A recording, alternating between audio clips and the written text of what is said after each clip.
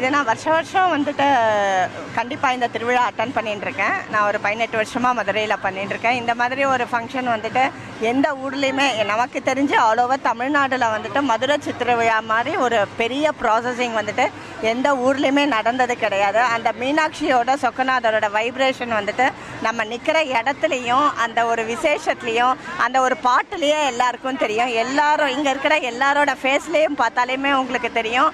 கண்டிப்பாக அந்த மீனாட்சியோட அருள் அவங்க எல்லா மூஞ்சிலையுமே ஆக்சுவலாக வந்து நல்லபடியாக ரொம்ப அழகாக தெரியும். எல்லாருமே இந்த ஃபங்க்ஷன் கை குழந்தை முற்கொண்டு பிறந்த குழந்தையெல்லாம் ஒரு 6 மாத குழந்தையெல்லாம் தைரியமாக எடுத்துகிட்டு வர ஒரே ஒரு ஃபங்க்ஷன்னா ஆல் ஓவர் தமிழ்நாடுல நம்ம மதுரை சித்திரை திருவிழா தான். இது விசேஷம் எங்கேயுமே கிடையாது. மீனாட்சி எல்லா மக்களையும் நல்லபடியாக ஒத்துழைச்சி இந்த மாதம் அது இது செலுத்துதுல அது ஆச்சு. 6 மாதம் மீனாட்சி ஆச்சு. ஆமாம், யாரும் எந்த குறையும் வைக்காதுல்ல. அவள் காலடி தானே இருக்கும். 40 வருஷம் 44 வருஷம் மதுரைக்கு பெருமை சேர்க்கிற விஷயம் இந்த மீனாட்சி சுந்தரேஸ்வரர் திருக்கல்யாணத்துலேருந்து இது தேர் இழுக்கிற வரைக்கும், அழகர் ஆற்றுல இறங்குற வரைக்கும் நம்ம மதுரைனாவே சூப்பர் தான். அது வர்ணிக்கு அளவே இல்லை.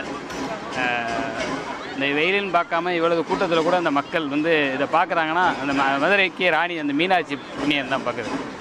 தேரோட்டம் வந்து மக்கள் மனதில் நீரோட்டமாக இருக்குது. அது வந்து என்றைக்குமே மாறாத ஒரு செல்வ செழிப்போடு இருக்குது. தேர் ஆடி அசைஞ்சு வர்றது அன்னை மீனாட்சியே அசைஞ்சு வர்ற மாதிரி இருக்குது. அது வந்து சொக்கநாதர் மீனாட்சி அவங்களுடைய அருள் மதுரை மக்களுக்கு என்றைக்கும் நீடித்து இருக்க வேண்டும். மதுரை மாவட்டத்தில் வந்து புறமே யுத்தத்தில் நல்லாயிருக்கும், ஃபேமஸாக இருக்கும். இது வந்து பெரிய திருவிழா. இது வந்து வெயிலுக்கு நாங்கள் எல்லாருமே தொண்டு மாசிடுவாங்க. அங்கே சாமி பார்க்குறது, அந்த தேர் வர்றது எல்லாமே வந்து ரொம்ப பிடிக்கும். அப்புறம் நிறையாவது வந்து இங்கே வந்து ஃப்ரீயாக தருவாங்க. அதெல்லாம் சாப்பிட்றது, இந்த கூட்டத்தோடு சேர்ந்து அப்படியே ஜாலியாக போகிறது, அதெல்லாம் வந்து ரொம்ப ஜாலியாக இருக்கும்.